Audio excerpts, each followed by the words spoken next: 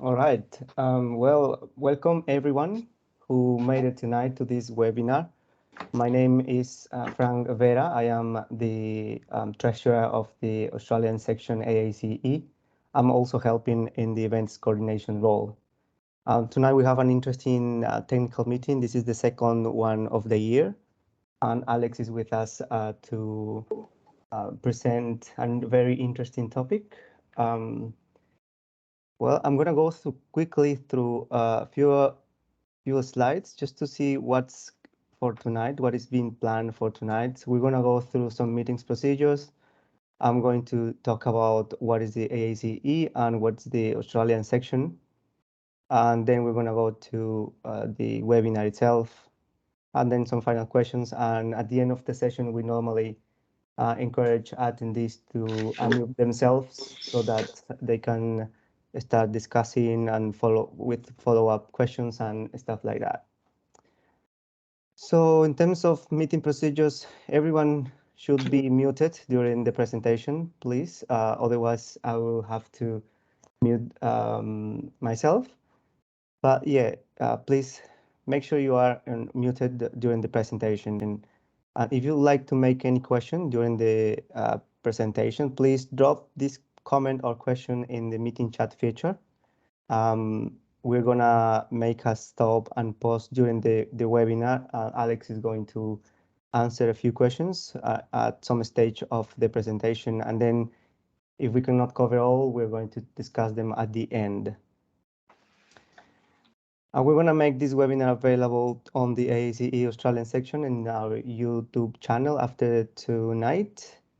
And we're also going to post this as a podcast in the AACE Spotify channel. For those who would like to have a certificate of attendance, please send us an email to info@aacei.org.au. We're going to distribute this certificate only for AACE members. And you can check more events at our website that you can see in the screen. Well, the AACE stands for the Association for the Advancement of Cost Engineering. It's been serving the total cost management community since 1956, and it's committed to the constructive exchange of ideas between members, the development of technical guidance and quality educations through several recommended practices, frameworks, papers as well.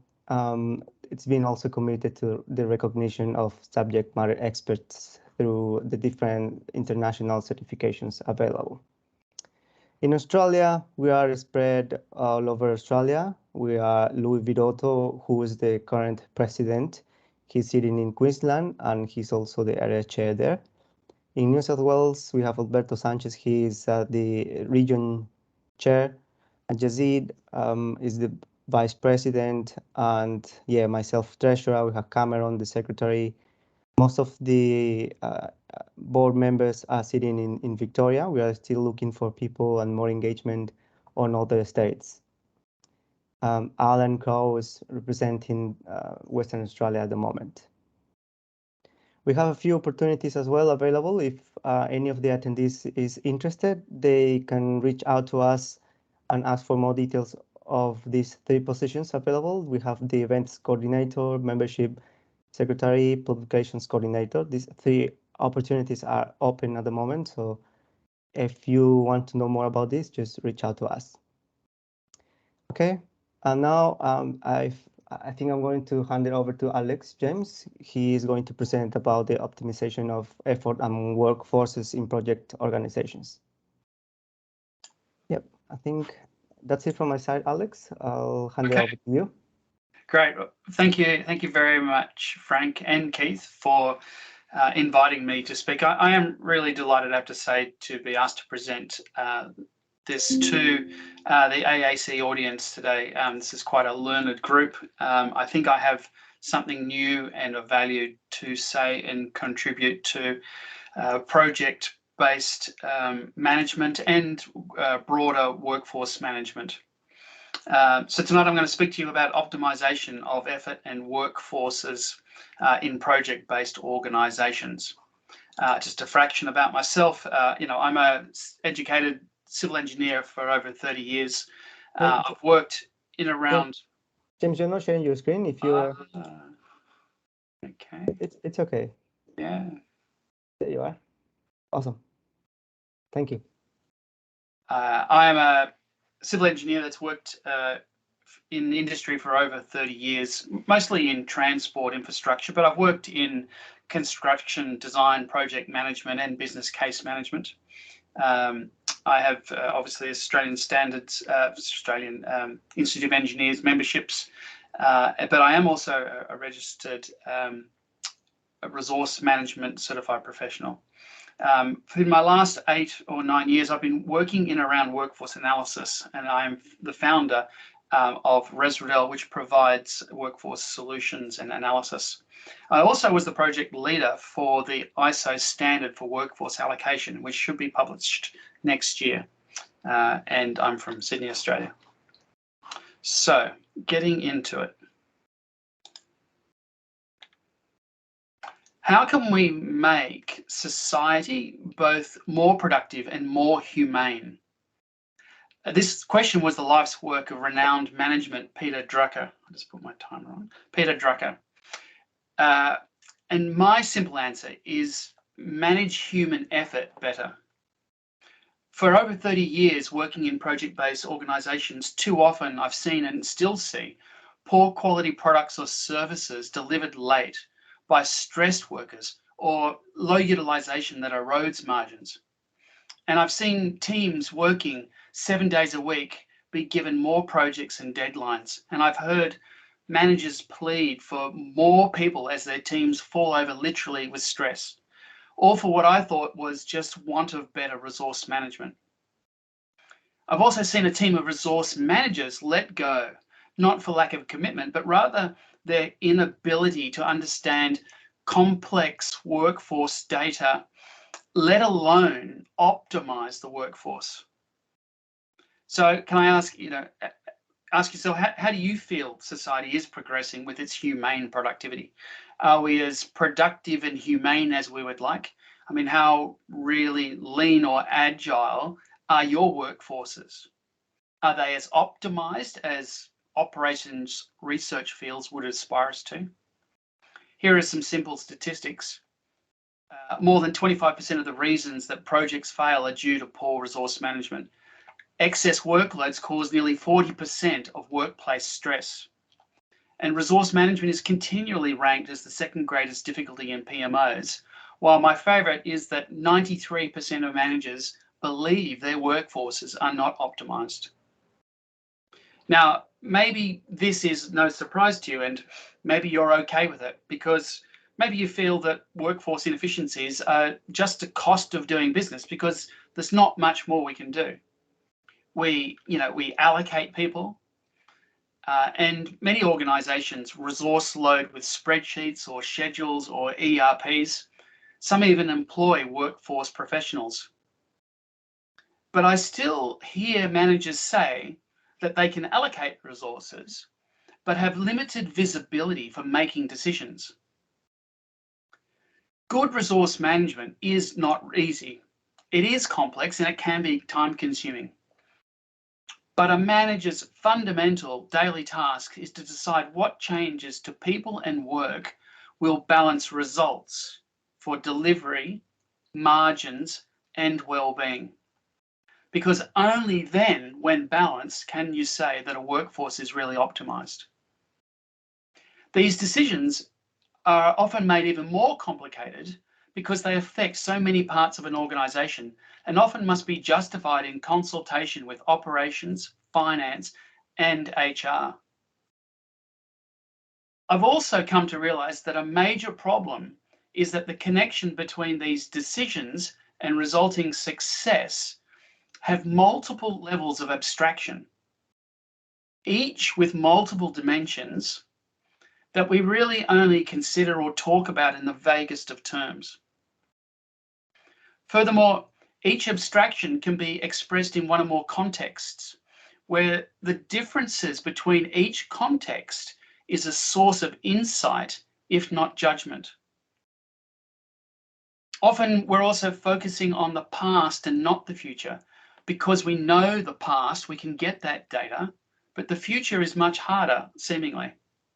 But I have to ask, who drives their car looking in a rearview mirror? To achieve better results, we must comprehend and optimize future workforce effort and outcomes. So today, that's why I'd like to present effort management and discuss a new conceptual framework that connects effort to outcomes and advanced analysis to forecast, optimize, and predict resultant impacts of change. And I'm especially excited to also include a new simple visualization that provides a unified view of all workforce outcomes.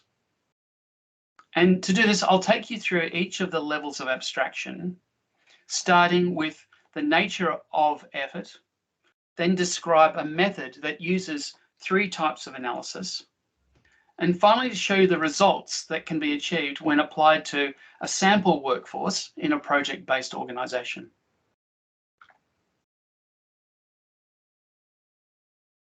Physical elements that constitute work and represent effort are defined as the quantity of resources, like the number of people, the duration in periods of work, like in days per week, the time undertaken for each period, say in hours a day, and the rate or pace of work.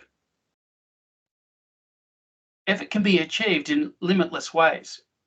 Take these 3 project engineers where, say, one engineer works the standard 5 days a week, 8 hours a day, which giving us 40 hours a week and 1 FTE. While perhaps the other 2 work just 4 days a week, where one works 10 hours a day, and the other still works 8 hours a day, but 25% faster.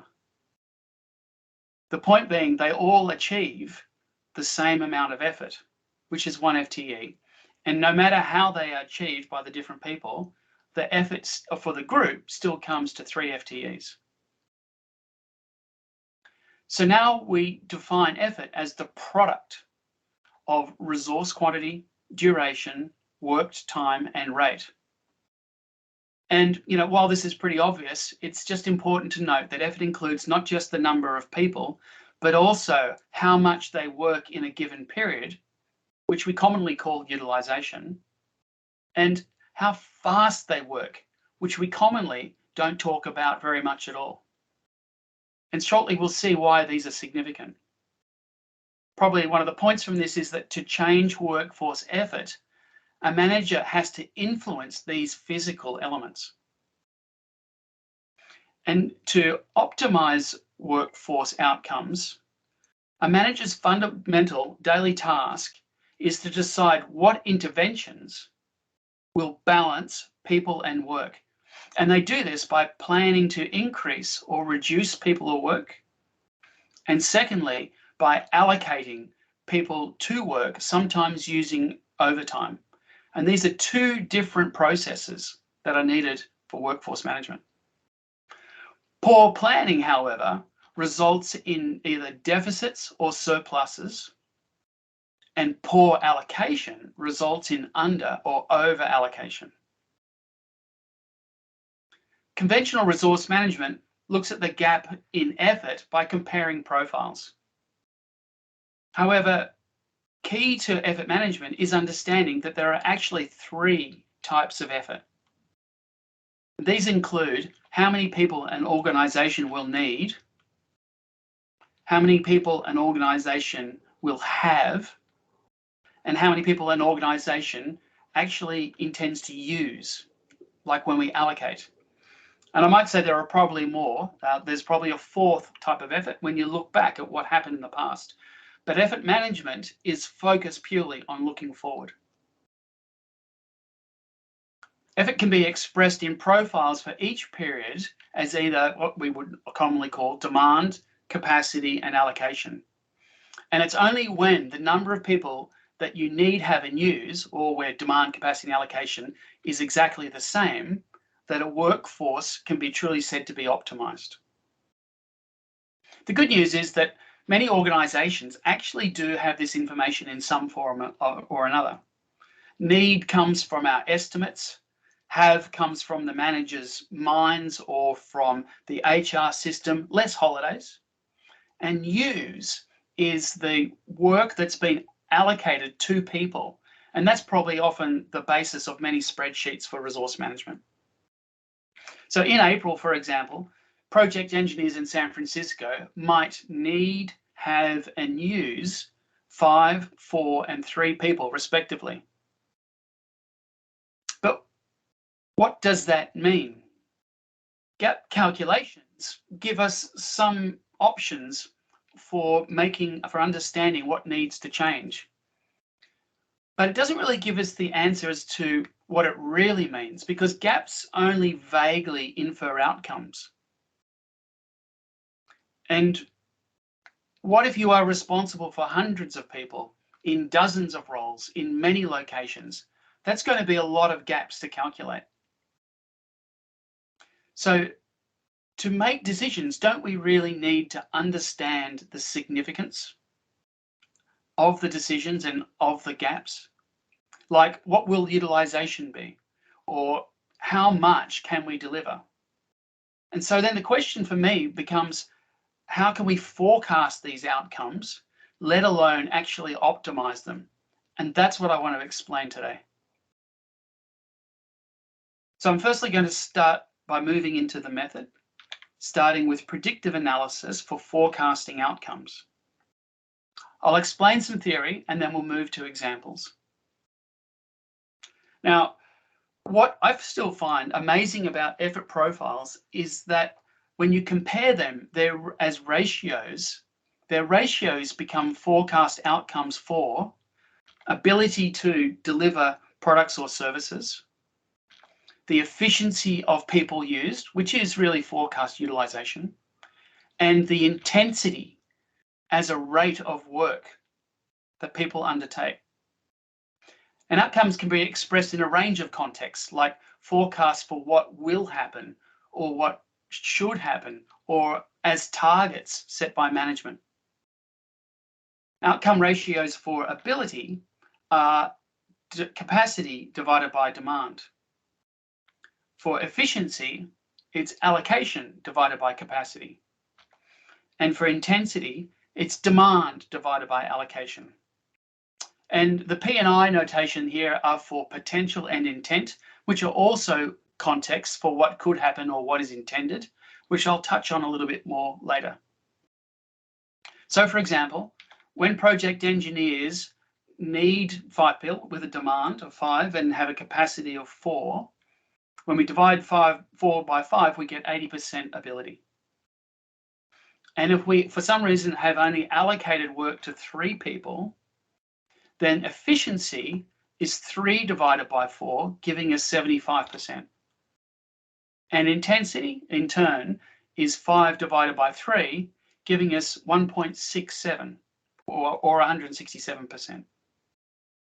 In this case, what this means is that if nothing changes, either their potential delivery will only be 80%, and their utilization will only be 75%, or they will have to work 67% faster if they are to deliver.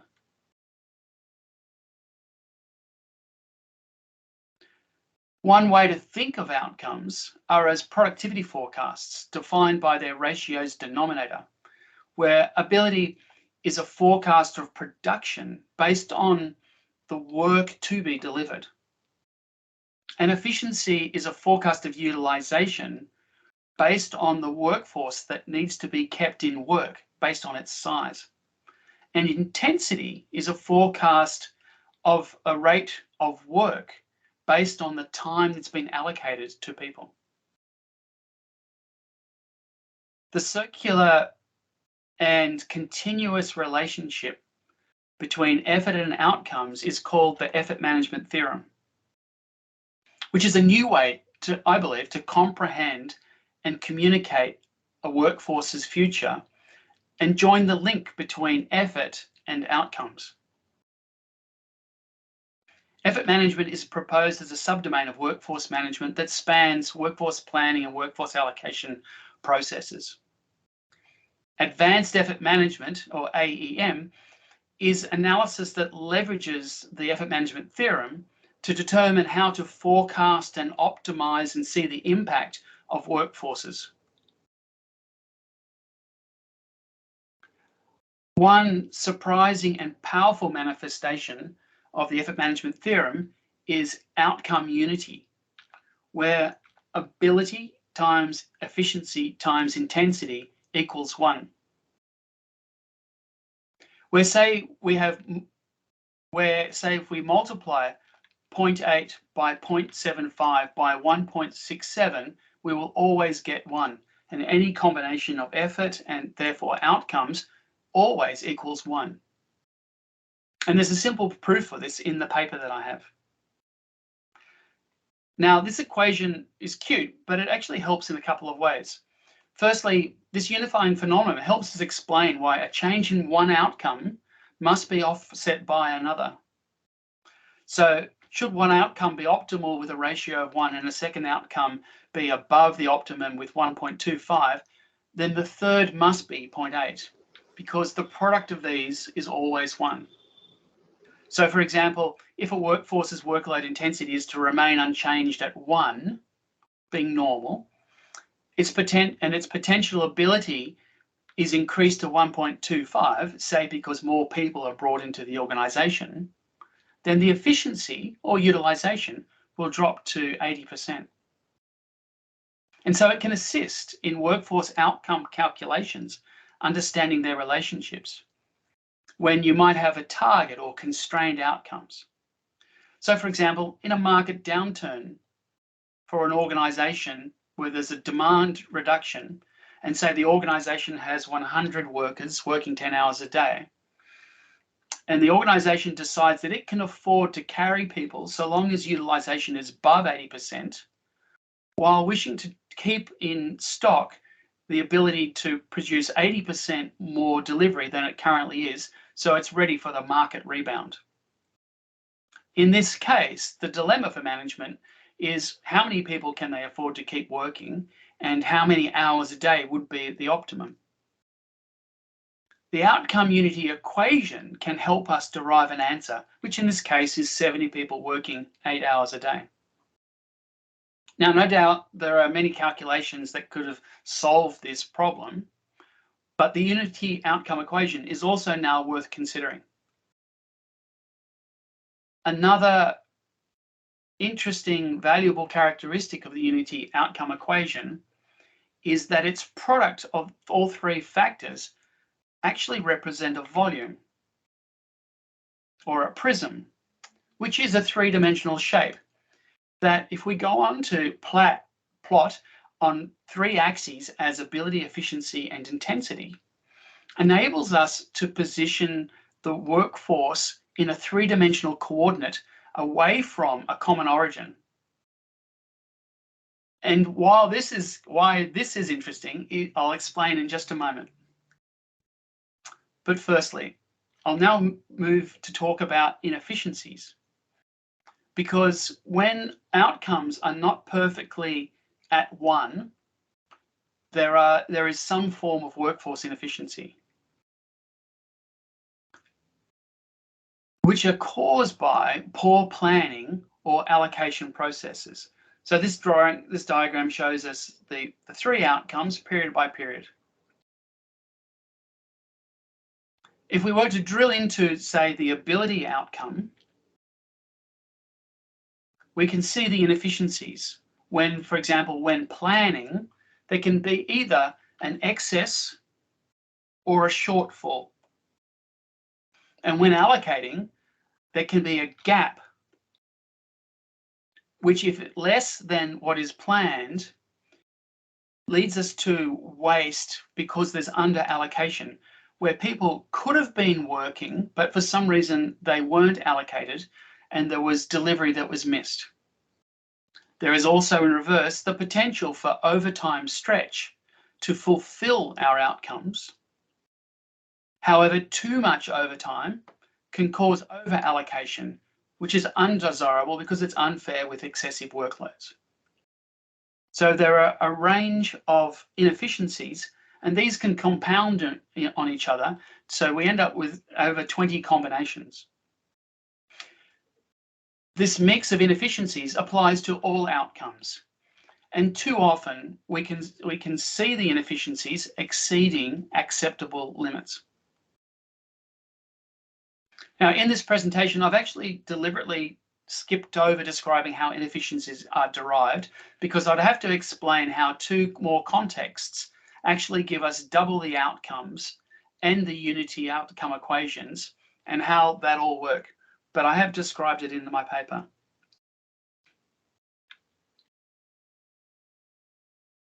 Okay. Now, so far I've talked about outcomes and inefficiencies as an analysis for a single workforce unit, like our 3 or 4 project engineers in San Francisco, where we knew the demand, the capacity, and allocation, so we could forecast the outcomes and inefficiencies. But because organizations have workforces within workforces, there are often workforce levels where higher level managers are responsible for multiple workforces and need ways to explain and compare or be judged by their forecasts.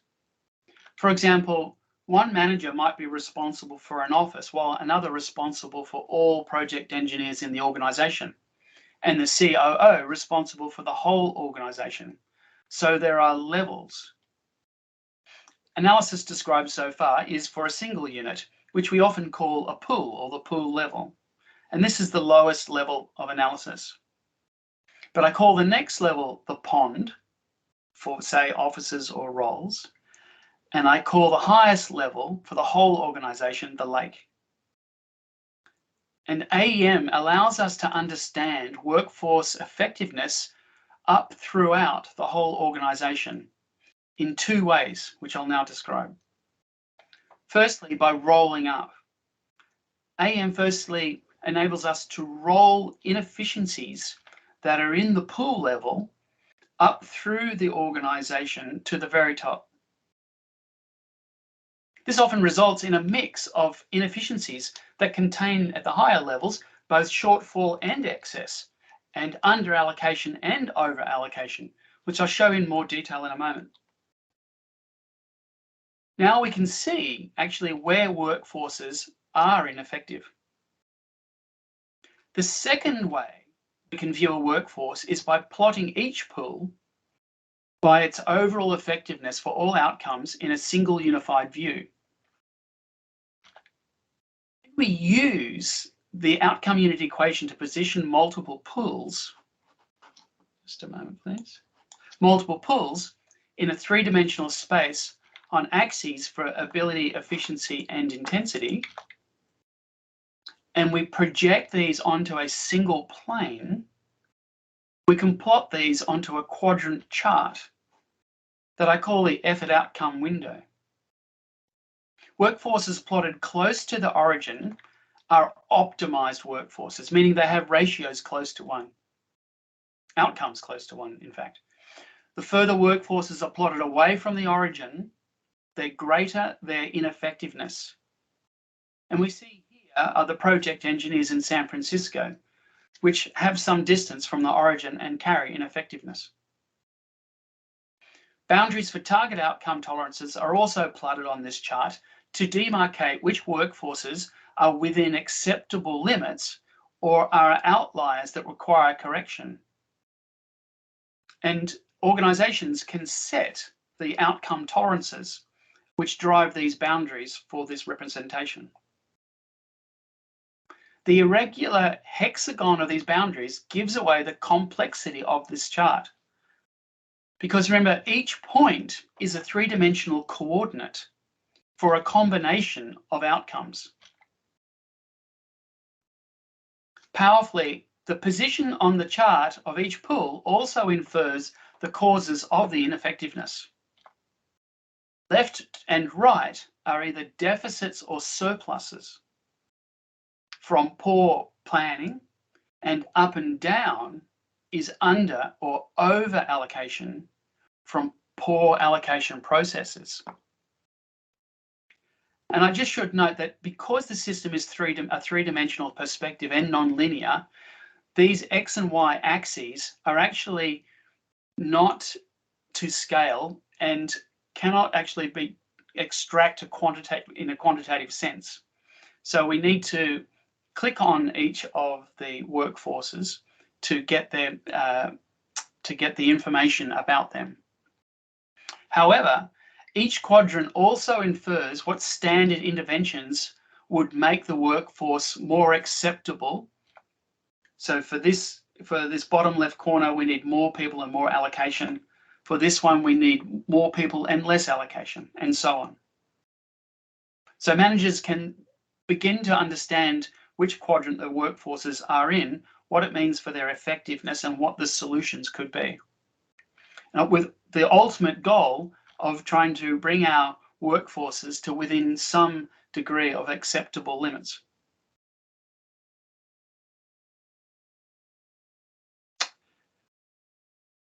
Okay.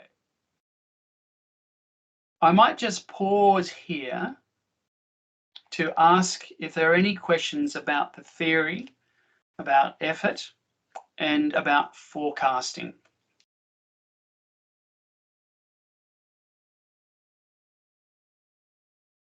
Frank, are there any questions posted so far? No, really. There's no questions so far. Okay. Rebecca Shuprin, I know you're online. Do you have questions? I can pick on some people. She's going to call me out now. Thanks for that. Not at the moment. It's looking really good. I was going to reach out to you after, but yeah. Okay. It's all crystal clear. All right, that's good. Probably not crystal clear, but I mean, there's a lot in it. So yeah, it makes sense. So everything you've said to me makes sense on how it should be a logical formulation on how we can, look at, the future proofing for these kind of things. So yeah, anyway. Great. I have a question for you, Alex. So based on the theory that I've heard so far, have you identified any sort of limits that are acceptable for a typical, workforce in your X and Y diagram? So, you have your little center as the optimized. Yes, so that probably is. So are there limits? So, you often hear in consulting that consultancies want to keep their work, in the big six, they want to keep their utilization above 70%. So if they were to be forecasting their workforces and they see what some of their workforces are falling below 70%, then that would definitely get the CFO's attention for utilization. I think we talk about utilization and people's workload not working too long. So if people are working 50 hours, that's 25% more. So you might set the threshold at 125% for the efficiency factor in reverse. And no one would talk about at the moment about intensity. How much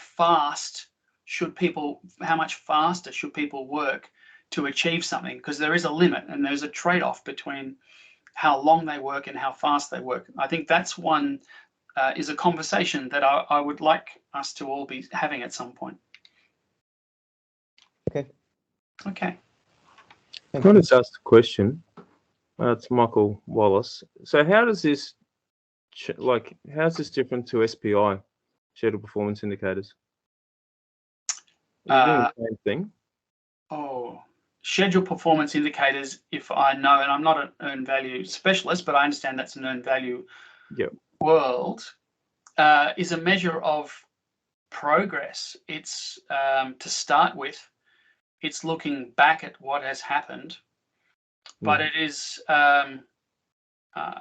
not a measure of effort or of outcomes. I don't think SPI itself would give you these three outcomes, maybe one, but I'm not sure. I see it as a very different framework. Okay.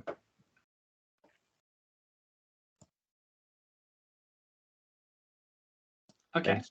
might move on. Thank you for the questions, everybody. I appreciate it. Gives me a moment to pause.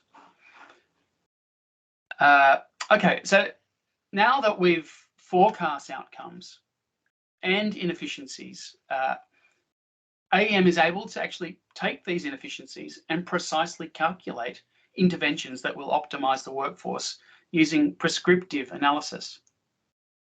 The organizations can use over a dozen different types of interventions to optimize their workforce, but 5 standard ones that you might consider are firstly to reallocate unused people. So we had 3 people when the organization actually had 4, so that's a no-brainer. The second might be to get more, to stretch people within reasonable overtime. Then before onboarding and downsizing, using AEM, AEM uses the entire organization to suggest people and work that can be shared. And only then recommends onboarding of new people, or finding new work, or as a last resort, actually having to downsize. And we do this for the whole workforce. Now, ideally, we do this for the whole workforce. Now, ideally, reallocation and transfer decisions should take stretch into consideration, just to get that little bit more out of our teams within reasonable boundary. And while manual optimizations are possible, this soon becomes impractical when you have scale and you introduce a lot of stretch calculations. Optimization calculations allocating unused people in pools or transferring them between ponds are ideally done by computers that leverage forecasts. But these are heavily dependent on the organization's structure and its business rules. Okay, now we're getting closer to making workforce decisions. To make really good decisions, 3 more things are required. Firstly, we have to translate outcomes into results, because forecast outcomes are only really an abstract bridge between effort and real world results. So ability, efficiency, intensity need to be converted into delivery margins and well-being. Secondly, because interventions that optimize might not always achieve success in the way the organization envisaged, compromise on the interventions might be required. For example, workers should not be susceptible to the volatility of project demand. Therefore, managers exercise compromise by not downsizing everybody. And managers compromise by selecting their interventions. Thirdly, the resultant impact of change between do nothing and select intervention scenarios also needs to be understood. Going through each result, for delivery, the impacts I said are wide-ranging, but probably the core ones are time and quality. And there are many papers and there's a lot of discussion in the world, and it's probably beyond the scope of this paper. Suffice to say that of the work to be done, the effort management forecasts how much we will deliver in a general sense. And then the other implications can be worked through. The second part is that revenue lost or unnecessary costs have negative impact on margins and can be caused by inefficiencies depending on the business model. These can be calculated by applying revenue or rate or cost rates to each of the inefficiencies. For example, shortfall inability might forego revenue in one organization, while shortfall inefficiency is low utilization that causes unnecessary cost in a different organization. Interventions can have a positive impact on margins by increasing revenue and reducing cost. So margin impact can be calculated for both inefficiencies and interventions, and then compared to the projected margins to see the significance of change that interventions can bring. Finally, I want to introduce the idea of combining effort management's intensity forecast with wellbeing performance surveys, where there is a potential to forecast the impact that workload has on people's performance and well-being. Now, I will say straight up that this is a new field of academic and practitioner research, but it does highlight that workload has a relationship to well-being and performance that must be considered when managing workforce effort. Managers observing high levels of forecast intensity should be very wary of the impact that this could have on their people. Okay, now to the results. This concludes the description of the effort management method, and to demonstrate how the results can be obtained, I'll now walk you through a simple example for a workforce in 6 steps that include collate effort, forecast workforce future, report and compare at all levels, suggest optimizations, select interventions and assess impacts, and then decide and act. So imagine an engineering organization that has 67 people in 11 roles in offices of San Francisco, Dallas, and New York. Where in San Francisco, we have our project engineers. If there is a functional manager of all the project engineers in the organization, what changes would they need to make? For this organization, maybe it uses P6, but it could be using any other resource system like spreadsheets or other solutions. You have spreadsheets that have the advanced effort management calculations built in, and you're reporting them with Tableau or Power BI. First, we export resource profiles from P6 and upload them into spreadsheets to transform them into effort profiles. So in April, project engineers in San Francisco need have and use or a demand capacity and allocation of 5, 4, and 3 people respectively, which ideally is not the way it should be. Then in step 2, we forecast the future outcomes for each month. So specifically in February, project engineers are in a good place because they're optimized because all outcomes are equal at around 1. But in January, it's obvious that there is not enough work because we can see that there is an excess of ability, while later after March, there are the signs that there are not enough people, which is far from optimum. Furthermore, all work to be completed, only 80% is going to be achieved in April if people do not work longer or work faster. And only 75% of people will be utilized if people do not work longer or more work is found for them. And thirdly, if the work is to be delivered, people might have to work 66% times faster if they don't work longer hours. And that's quite a tongue twister, but I hope you get the gist. The point being that managers can see which way their workforce outcomes are tipping. Continuing with our San Francisco scenario, we can see the inefficiencies for the project engineers. Oh, have I missed a slide here?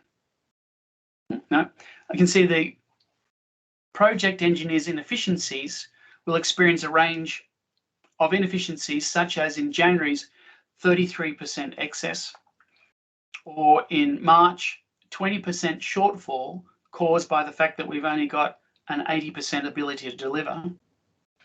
And in April and May, this 60% allocation or 60% intent reveals a 40% gap, resulting in a shortfall gap difference of 20% of under allocation, which is pure waste, where we have the people to deliver, but they just haven't been allocated. Furthermore, unused stretch overtime in May could enable us to complete all delivery, while the stretch in June causes a 10% excess over allocation and excessive workload for the people. Comparing inefficiencies for all outcomes at the same time also confirms that, say, excess ability in January has caused a shortfall of efficiency at the same time.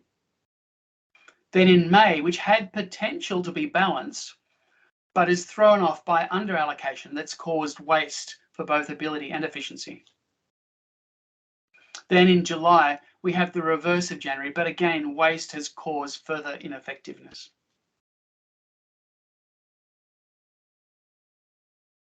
Then in step 3, we reported and rolled up the whole workforce. Firstly, starting by calculating outcomes and inefficiencies for each pool across the organisation.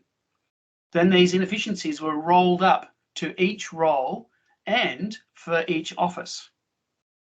And then again, those inefficiencies were rolled up for the whole organisation. And in this view, we can see those combination of inefficiencies period by period.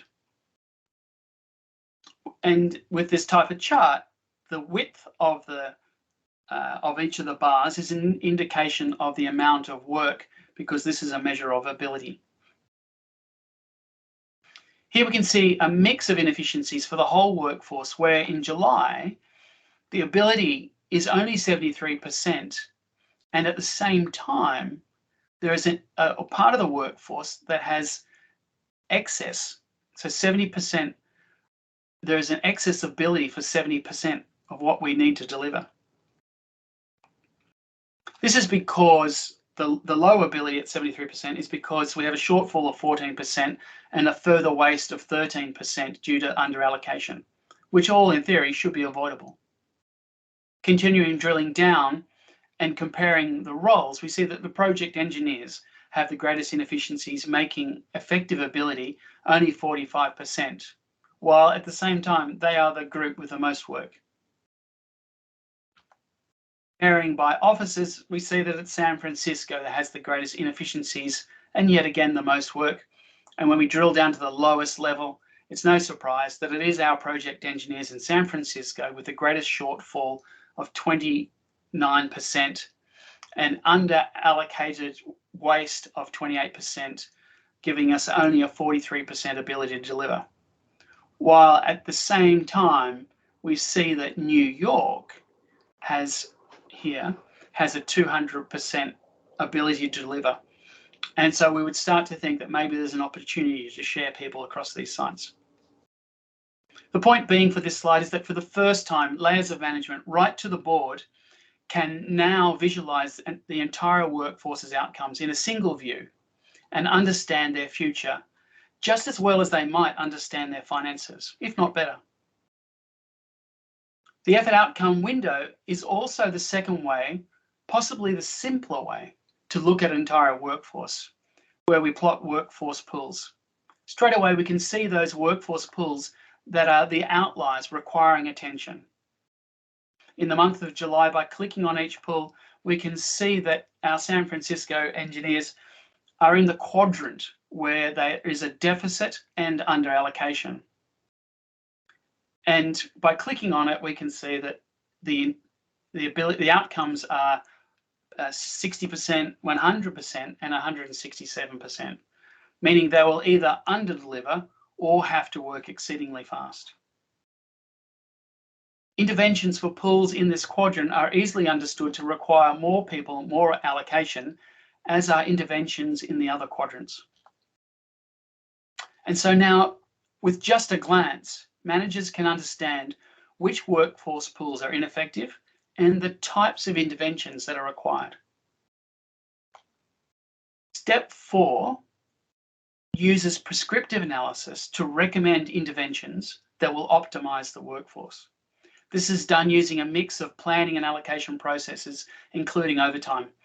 And we can see that in April, the project engineers in San Francisco should use one of the unused people, but also to get to the 5, borrow a worker from Dallas, while Dallas has more spare capacity to share with and replace overtime in New York.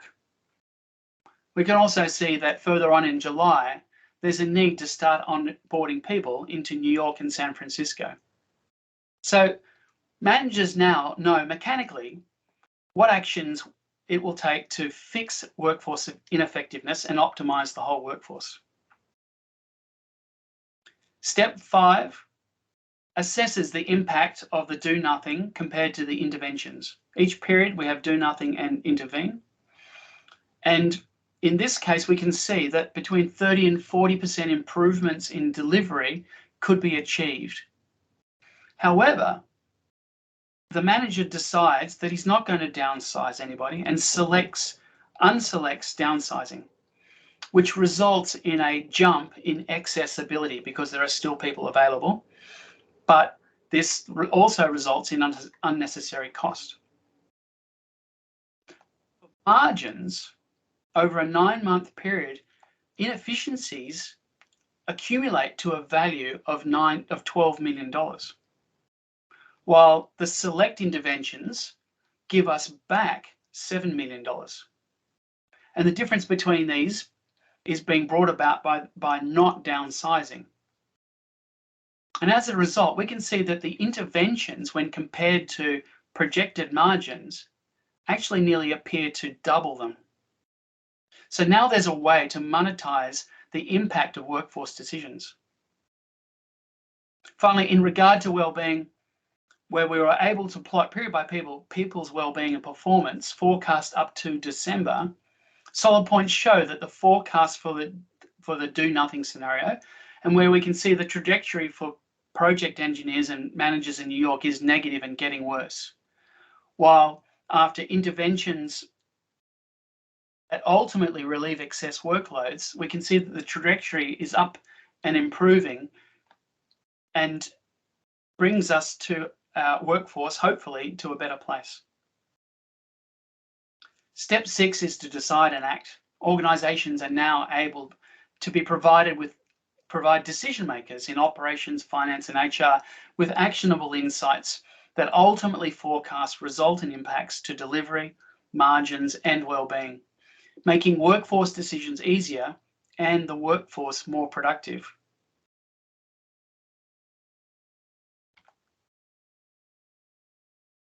Effort management is applicable in many industry sectors, particularly in project-based workforces, where resource-loaded schedules and spreadsheets can be brought together to unify the entire workforce.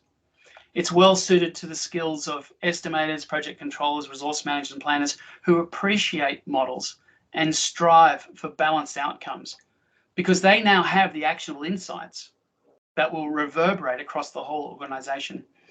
Because resource management is not a project responsibility, because it's the organization that owns the workforce that has the obligation to optimize it.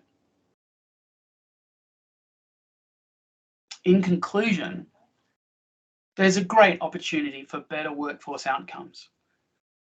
Organizations that want better productivity while looking after their people need to link effort to results.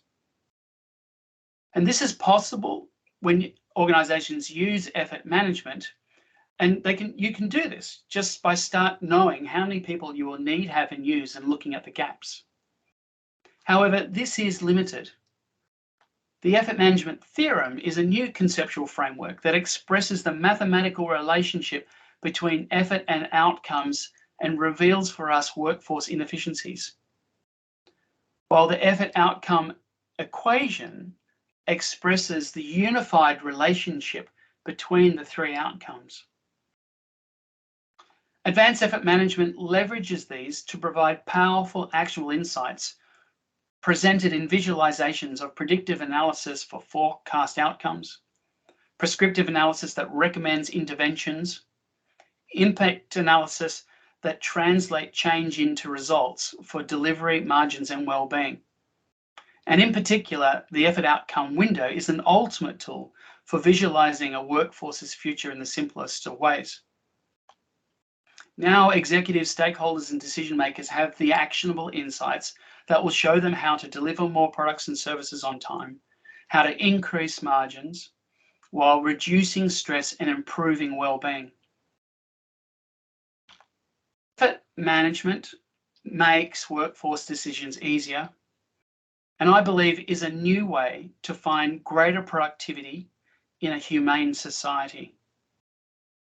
Thank you very much. That took a little longer than I'd hoped, but I'm very interested in any feedback that you have. And I hope that you might think about taking some of these on in your daily work. Thanks, Frank. Thank you. Thank you very much, Alex. We're going to move on to read a couple of questions. Paul has asked, what is the minimum size of an organization in the number of employees, offices, and projects that would justify putting in a system to manage these parameters? So there's a question of size and there's a question of volatility. I think you're not going to get a lot of value under 50 people. So it could be questionable between 50 and 100 people. And then after that, it should be quite important and valuable. But it does depend on the complexity and the volatility of the environment. All right. There's another question from Paul. Are there commercially available systems to collect, analyze, and report this status or data? So at the moment, this is all new analysis. I've built it out based on the theorem, and it is the spreadsheets and the connection to Power BI are prototype analysis, and I actually offer it as a service. I have a view, an aspiration to productize this and build large integrations to so many solutions that hold resources. But right at the moment, it's offered as a service. All right. So Keith has another question. Would this approach work where individuals are multidisciplinary? For example, an individual is able to deliver work in risk, time, and cost, or does that make the calculation more complex? Sorry, I missed the second half of that. I didn't quite understand. Or an individual is able to deliver work in risk and time cost, or does that make the calculation? So basically what Keith is asking if this works when you have multidisciplinary resources that you are potentially able to share between them. And when a person is multidisciplinary. So it does become more complex when a person is multidisciplinary, if that's the question. Mm-hmm. And you ultimately, you have to choose what their primary role is. We probably all remember primary role in P6. But there are some other techniques to share a person. If they're in one role and another role, and they're on different projects, there are some techniques to be able to still bring this analysis through at the workforce level. If Keith's also asking, can you apply this analysis to an individual person? The answer is actually no, because we don't know demand for a person. We know their availability, which is the have, and we know the use, which is their allocation, but demand is a generic thing, and it begins to break down at the individual resource or individual project level. All right. Yeah. So Paul is asking how the data can be collected, how the raw data is collected in this method. Yeah, and Paul, I was moving very fast towards the end. The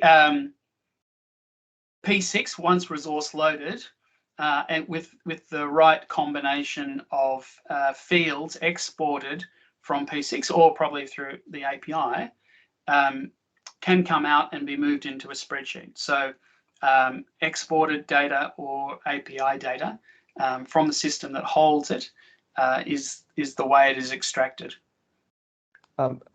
Just a follow-up question on that, Alex. What kind of outcome the P6 information would give us? Is it demand, capacity, allocation?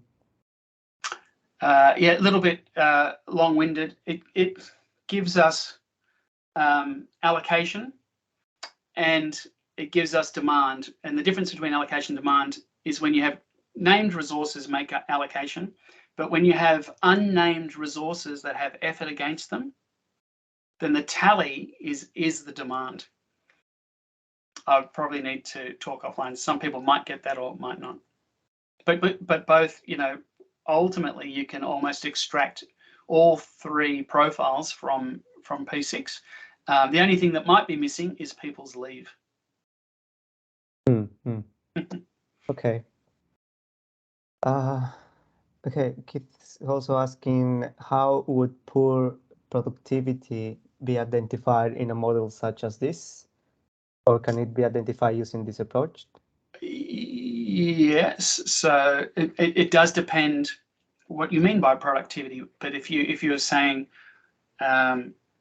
each of those outcomes, I feel are forms of productivity. So if you are, looking for, are we able to produce what we need to produce, the ability outcome, and when we start seeing inefficiencies in that, shows us poor productivity. If we're looking at utilization, the efficiency outcome will give us signs of poor productivity. And if we're talking about how fast people work as a rate of productivity, then the intensity outcome will indicate poor types of productivity. So yes, it actually will give you 3 types of productivity and flag that in advance. Interesting. Does that make sense? Yep. We don't have any more questions. Do you want to give any final recommendation or suggestion to the attendees? Yes, look, well, firstly, I would encourage people to start thinking about resource management from the point of view of the 3 profiles.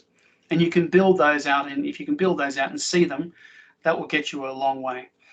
If you would like, you can then do your own calculations to work out the outcomes. However, from bitter experience, if you'd like to calculate the inefficiencies and much of that other analysis, you might want to get in touch with me because they are very complicated, and I'm offering it as a service to help people. And really, I am very, very keen to find case studies and pilots with this analysis. It's not even necessarily about commerciality at the moment. It's about proving the value of this. When I ran this sort of analysis over WeWork in the United States, you could see a ton of inefficiencies.